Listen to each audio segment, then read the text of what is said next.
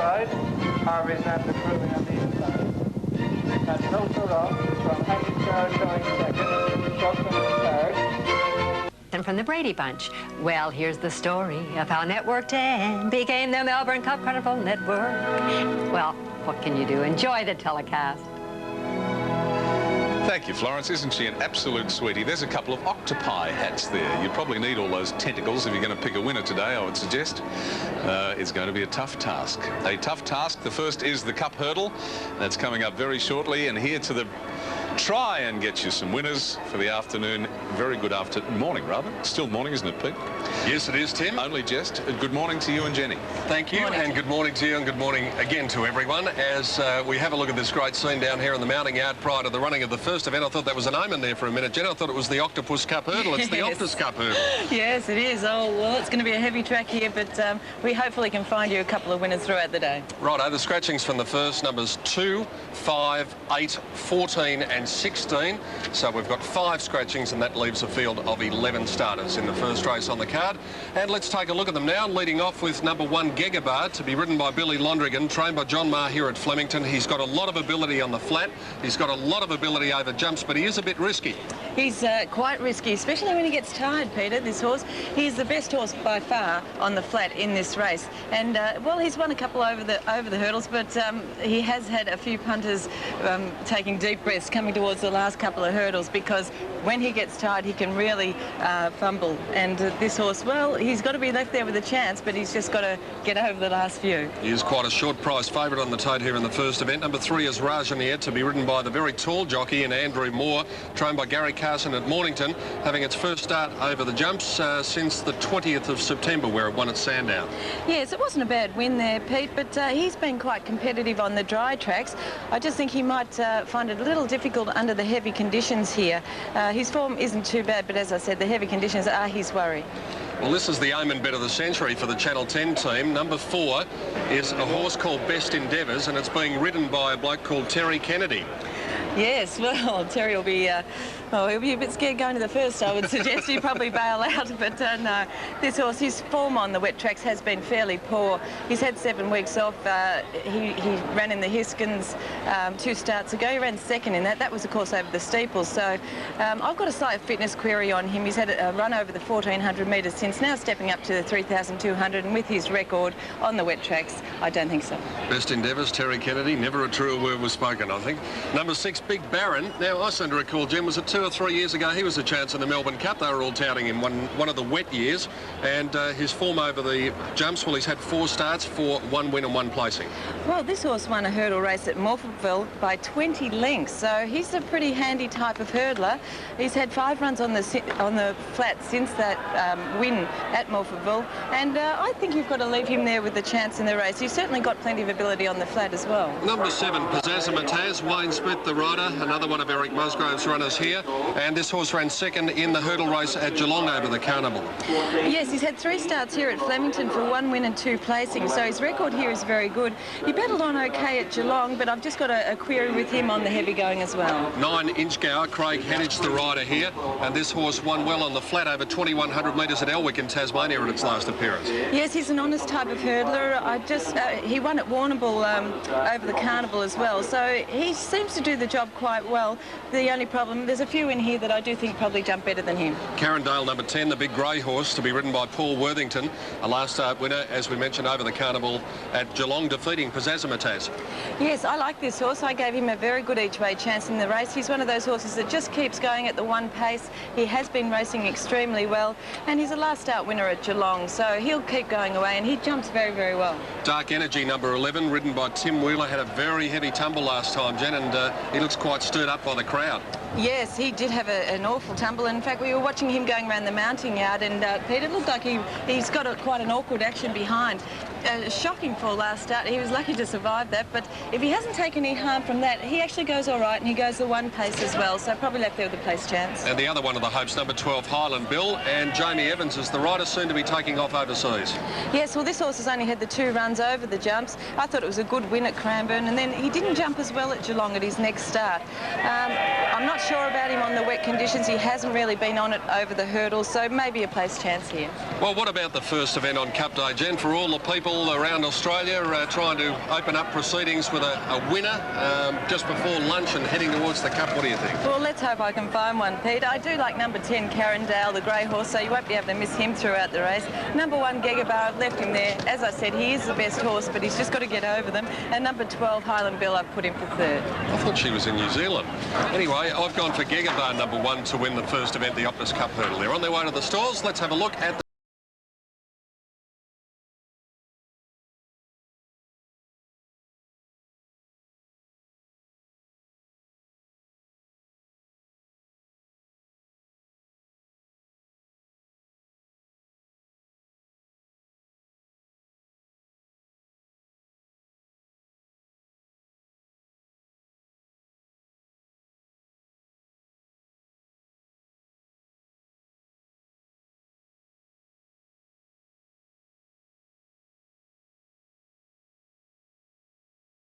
And the favourite Gegabar doing just that. And look as though we have a bit of a problem down there, but here is the map, 3,200 metres. They go from the Cup start and they'll run down to the judge, get a big roar from the crowd that's already here, as is traditional on Cup Day when they come past the first time, and then they'll go around and complete one circuit. Gegabar from myself, John Letts, Roy Higgins, just to be different. Jenny Chapman likes Carindale. And the ambulance attendants down there, and police. Police have taken over. Yeah. OK, well, there's an interesting start to the Optus Cup Hurdle, but the track is being cleared and shortly they'll be moving up towards the gates. We'll take a break. Back with the opening race on Cup Day in just a moment.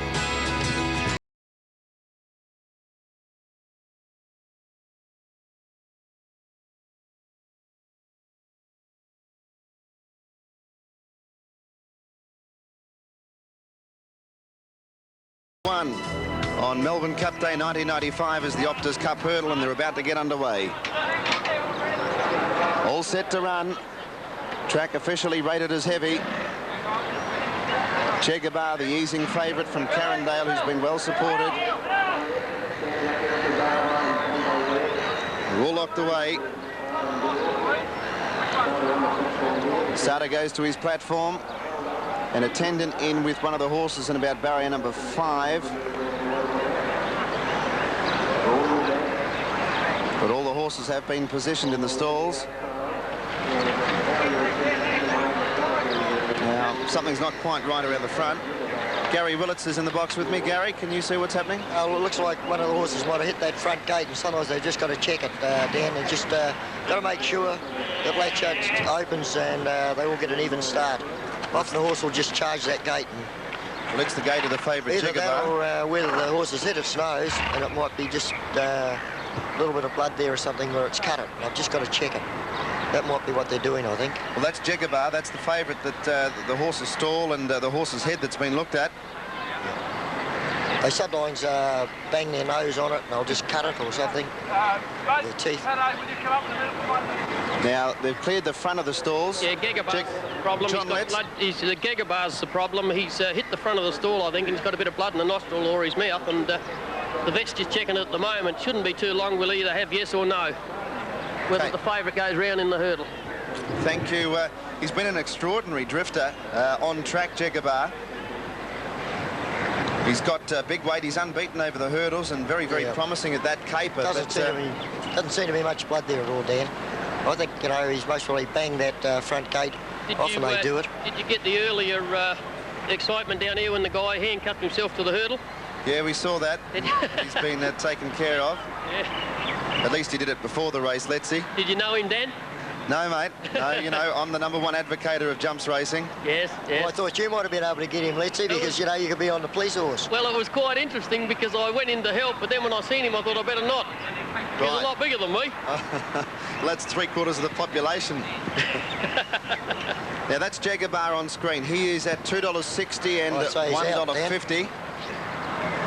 And there is obviously concern. Oh, no. Billy Londrigan, who retired from jumps riding. I think he's going to come out, Danny. Come back to ride this horse. Just coming out. Yeah. As I said, he's been quite a remarkable drifter. I think he's out the race, Dan. If you can hear me? Yeah, we can. Let's see. Yeah. They just won't take the risk There's anymore. the siren. He will come out. This is a dramatic start for Cup Day. It is a dramatic start. He will be late scratching Jigabar. Thanks, John, for that. So there you go. The favourite for the first event, Jigabar, has been withdrawn by the stewards, acting obviously on the veterinary advice, and he is out. Jigabar is the late scratch and Carindale runs favourite. It's been heavily back to run favourite now. It's halved its quote in the ring, Carindale, and it's the grey, so it won't be too hard to spot during the event. Jigabar late scratching. Now all the horses are in the stalls. That's the vacant area, vacated by Jigabar. Now they appear to be right. Racing, and Pizzazimataz nearly fell out of the barriers over on the inside, and the first to jump away would have been Highland Bill. As they come down to jump the first hurdle, Highland Bill gets over it in front of Inchgower, then Big Baron, Pompeii and Bar High, followed by Carindale. Down towards the inside was Dark Energy as they jumped the second hurdle. Pizzazimataz was able to save ground by getting up on the inside after that very awkward jump away. Rajaner and Best Endeavours back to the tail of the field. Running down the straight for the first time in the Optus Cup hurdle, and Inchgower, the hurdler from Tasmania, the leader by 2 lengths now to Pompeii. Bar High going up third and Dark Energy in the centre fourth. Carindale just trapped out a little bit wide, now ducking in behind Bar High to get a bit of cover. Then came back on the inside Rainbow Bill, followed by Big Baron. Pizzazimataz was next, and then Best Endeavours, and Rajaner was last of all. Running down towards the winning post still with 1 circuit left to go, and Inchgower is the leader by 2 lengths. This is his favourite role by leading. Dark Energy in second placing, Pompeii third, Bar High fourth, Carindale settled well fifth on the outside of Big Baron. They were followed by Pizzazimataz on the outside of Highland Bill, and 2 lengths away Best Endeavours on the outside of Rajaner. Out of the straight, 2,100 metres left to go, and Inchgower, who jumps straight to the lead and has led at every obstacle so far, goes to the Maribyrnong River side of the track and leads by 1 3/4 lengths. Second, Dark Energy, and Pompeii, the rank outsider, running third. 2 lengths away, Bar High. Over on the inside was Big Baron. Oddly enough, Big Baron and Bar High are both horses that have actually competed in the Melbourne Cup in the past, and they're running fourth and fifth. 2 lengths away then, 2 Highland Bill sticking to the rails and saving ground by doing that. Carindale, the Greys, 3/4 of a length behind it. Then came Rajaner, followed by Best Endeavours and Pizzazimataz, who's about to go around the outside of Carindale. It's about 8 lengths off the leader, which is Inchgower, as they go towards the 1,500 metres point and draw to the next obstacle. And Inchgower gets over it, 2 lengths in front, stepped over it very cleanly. In second placing, Dark Energy. Third on the inside was Pompeii, 2.5 lengths away, Big Baron. Then Highland Bill. Bar High ridden along on the outside. Pizzazimataz a length behind it, 2 lengths to Best Endeavours. The favourites last. Carindale's dropped out to last and off the bit and struggling. The leader at the 1,200 Inchgower by 1.5 to Dark Energy. It still travels okay. Pompeii was third, 2.5 to Big Baron ridden along, 1.5 to Bar High, then Highland Bill, 1.5 to Pizzazimataz. 3 lengths away, Carindale on the inside of Rajaner, and Best Endeavours not handling the ground has dropped out to last. At the jump at the 850 metre point, and Inchgower is the one to catch. He got away. Inchgower by 2 lengths to Dark Energy, 1.5 to Big Baron's under enormous pressure, but he is still running on. Then Bar High. Pompeii is beaten.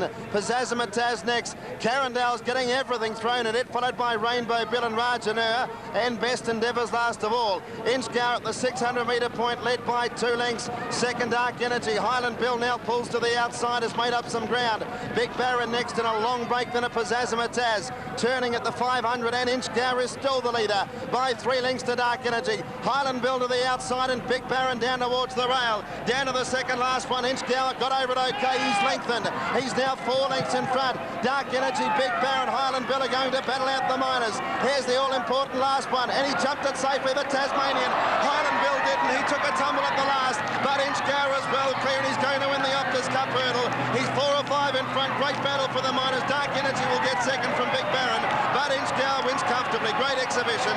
Wins 5 lengths. Second, Dark Energy, Big Baron third. A break in the field to Pizzazimataz and Carindale. Then came Rajaner, followed by Bar High, Best Endeavours, Pompeii, and Highland Bill took a tumble at the last. The horse is quite okay, be rest assured of that. Jamie Evans looks a little bit winded, but otherwise quite okay as well. Yeah, great run of the winner. Dan led all the way, did all the hard work, and jumped magnificently. Really stood off at the last fence, and No, it was great to see a good jumper going around like that. A lot of those horses, Gary, from as far out as the 1200. No, the track around that area is probably the worst for the track, but a lot of horses just at that point, they just struggled to make up ground on the leader, and it pinched a break, and yet most of that field were under pressure from about the 800, and well, it was just too good under the conditions. He gave a great exhibition. Look at the start. Look at barrier number 1, Pizzazz. Yes, I think he slipped behind, didn't he, when the gates opened? There yes, he goes. He's gone behind. Almost went on the flat, extraordinary, and he still wound up in 4th placing. But he probably had his chance. He was flat on the turn. And Highland Bill, quite a harmless fall. I noticed they were 8 seconds slower than the course record. 9, 11 and 6, approximately $11.70 and $3 for Inchgower, Dark Energy $2.30 and Big Baron $1.40. Here's John Letts on horseback with the winning rider. We've opened bowling for Melbourne Cup Day in the Cup Hurdle, in the Optus Cup Hurdle with Craig Hettich on Inchgower. Craig, you had a nice fight in the leader, look. Lovely, had a lovely run. Horse relaxed beautifully. That's his first hurdle start this time in, so he's done a marvellous job in the wet ground. And you won the race last year on Ciba-Geigy. Yes, excellent feeling to do it two years in a row. Yes. And this horse, he's a lovely horse, and he's just all guts. I see he's just come over for this one run from Tasmania. This is his first run over here this time. That's right, that's correct. Yeah, good luck, Craig, and you've opened the bowl on Melbourne Cup Day, so what a way to go. 2 Cup Hurdles straight, 2 years straight. Good luck. Thank you, John. For the jumping jockeys, Gary Willett, it really is their Melbourne Cup. Oh, too right. And, you know, it's always a great thrill to ride a winner Melbourne Cup Day. There's the winner. That's the dividends you can expect for the win and the place. So the Tasmanians draw first blood. They haven't got a representative in this year's Melbourne Cup, but they did have in the Cup Hurdle, and they take home first prize, Peter Donegan, of over $30,250. Yes, Dan, and Terry Rolls is the trainer. Congratulations for you smiling faces down here. Oh, yes, Peter. All very excited. Did you come in confident, Terry? Extremely confident. A slight query with the track conditions, but, you know, the horse's courage, you know, showed throughout. And jumped superbly and ridden a treat by Craig Hettich. Couldn't be happier. He's obviously a fit racehorse. He won on the flat at his last appearance. Yes, he won the Show Cup. He can still match it with the best on the flat in Tassie. He's been one of the most versatile horses in Tasmania in the last few years, and today sort of proves that he can still match it with him on the flat and you know, top quality over the fences. The boys just mentioned this is virtually the Melbourne Cup for the jumping people. Cup Hurdle, it's a good one, isn't it? Oh, it's a great thrill. It's a really great thrill to win this race. Yeah, I've had a lot of thrills with this horse over the years, but this undoubtedly tops the lot. Yeah. Good on you, mate. Welcome him back. Congratulations, Thanks, Terry. Peter. Terry Rolls, the winning trainer in the first event, and here's Inchgower coming back now, number 9. Importantly, the time for the journey in the first was 3 minutes 36.7, 3:36.7, and that is 8.1 seconds outside the course record. 11-second Dark Energy, 3rd placing going to number 6 Big Baron, officially 4th number 7 Pizzazz, officially 5th number 10 Carindale. Inchgower, the winner of the first event. Light rain beginning to fall here at Flemington as runners come back after the Cup Hurdle. We'll take a break and be back with correct weight and the dividends on the opening race on Foster's Melbourne Cup Day.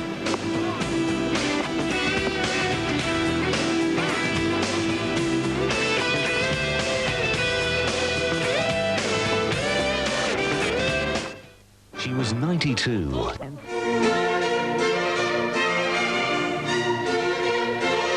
Inchgower, the winner of the first race on Melbourne Cup Day, the Optus Cup Day Hurdle, and a good win too. Jock was happy, trainer was happy. Let's see if Mr. Lawler is.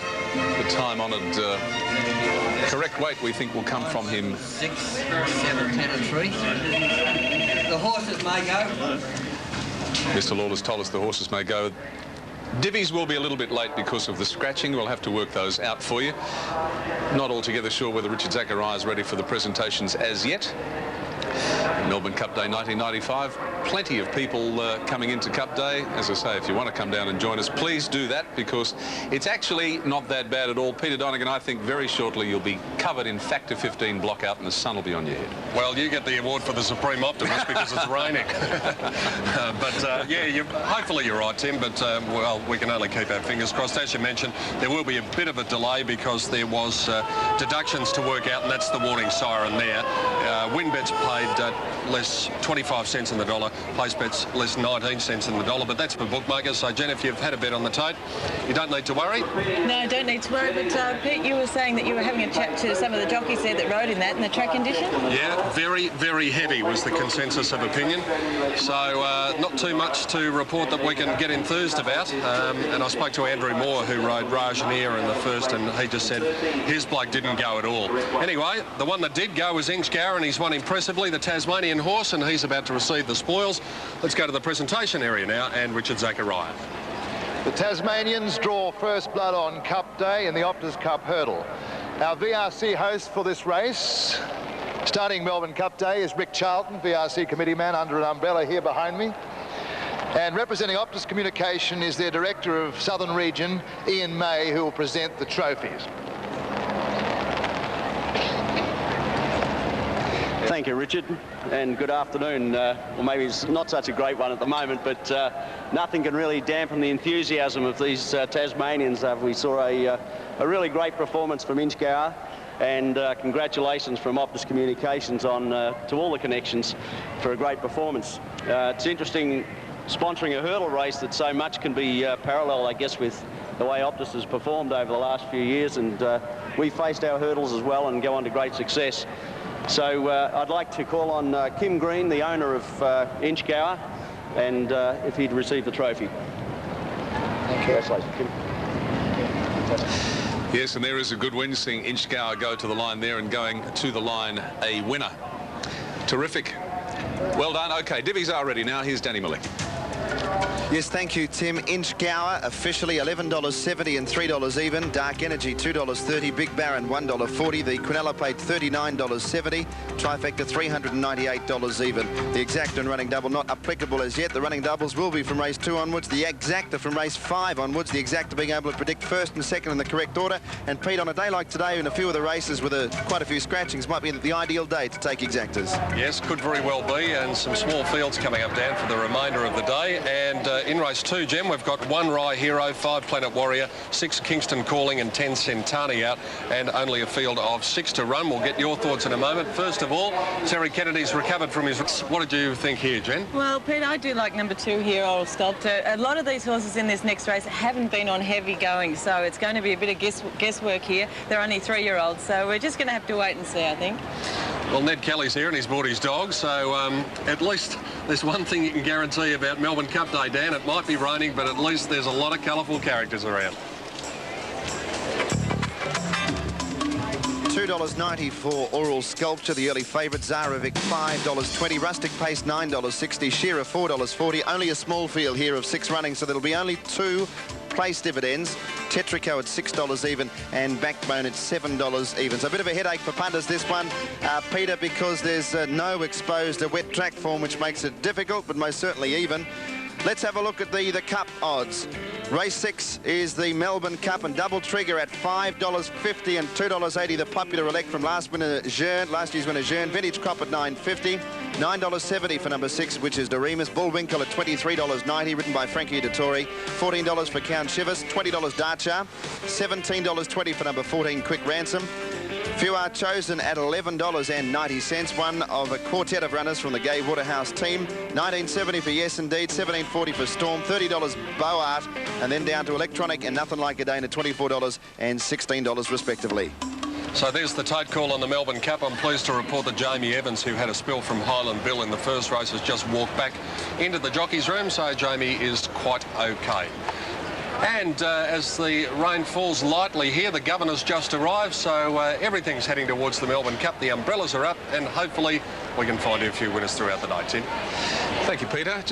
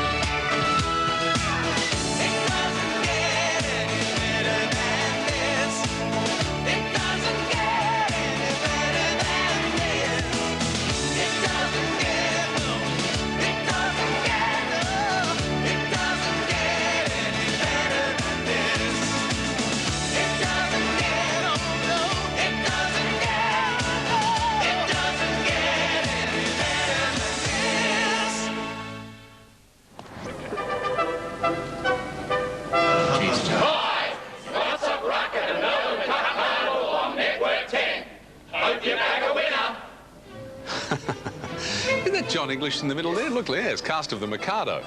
And they're appearing in Adelaide very shortly. Oh, that's our cherry picker cameraman. Poor fella. Look at that. How would you like to be up there all day? Doesn't matter much to us down here, really. It's nice and warm and dry in here. Sandra Sully, we promised a parade of luminaries and stars through that marquee. You have another couple with you now. That we have, Tim, absolutely. A couple more Neighbours stars. We've got Emma Harrison, who plays Joanna in Neighbours, and Richard Grieve, who plays Sam. So welcome to the Melbourne Cup. Emma, this is your first Melbourne Cup. How exciting. Yeah, it's my first Melbourne Cup. First time to the races as well, so it's very exciting for me. A nice big day. Now, Richard, this is your third Cup. You've pretty much got your mind made up about who you're going to back today, haven't you? Well, I could say that it's a matter of trying to find the horses that don't mind this weather as we don't either. I mean, it's kind of a bit wet and muddy, so it's a matter of you've got to sort of change your thought patterns a bit, I think. Now, you guys are already sort of au fait with Melbourne Cup. Tell us a little bit about Neighbours tonight, because there's a bit of a special scene tonight. Yeah, tonight, Joanna, that's my character, she gets involved in a bit of a disaster. So watch tonight. It's really good. So and of course, Neighbours is set at Melbourne Cup. So I guess if you miss it today, there's always tonight. Don't forget 6:30 on Channel 10. Thanks, guys. Good luck today with the betting. Back to you, Tim. Thanks, Sandra. It's good to... What are you doing? Can he hear me? Donegan, what are you doing? Sorry. What are you taking pictures of? I was just... Murray Louise is down here, so I was just shooting a story for her. Uh-huh. Are we going to see at some stage later what you actually are shooting? I wouldn't think so. Are you shooting Murray Louise? Yes. Yeah, she's just here. Well, there she is. But we're not seeing her. There she is. Hello, Emil. Say hello, Emil. We're going on now. Yeah, goodbye, Pete. Yep. I think the Melbourne Cup's got to Emil, actually, already. It's one of those sort of days. Well, now, this is back into the Melbourne Cup memory bank. It rates as one of the great comebacks, climaxing on Melbourne Cup Day of 1987, the day no one else in Australia was as happy as Larry. Waite almost beat Larry Olsen before his greatest triumph, but he came back again to climb that mountain.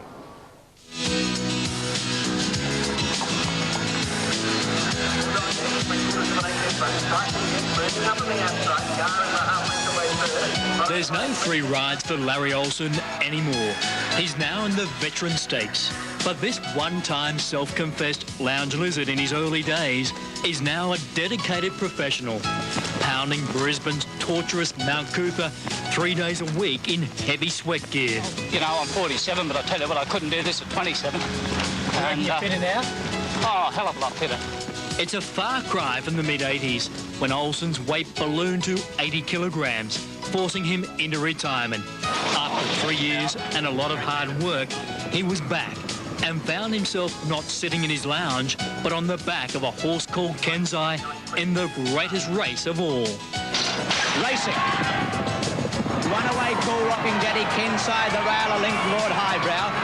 Regimental march is not... As the massive field in the Cup of 1987 turned for home, Olsen was behind a wall of horses. I thought I'd made a hell of a blue because there was no room, nowhere to go, and anyway, it was just a matter of another 50 yards, and it was just like parting of the Red Sea. It was, it just opened up, and I got a lovely run through, and he went on and won the race. It was a wonderful thrill. 200 out of Jenny One's Cup, Empire Rose. Rosedale coming at it with Agent Provocative and Kensai on the rail. Kensai driving through, taking the lead.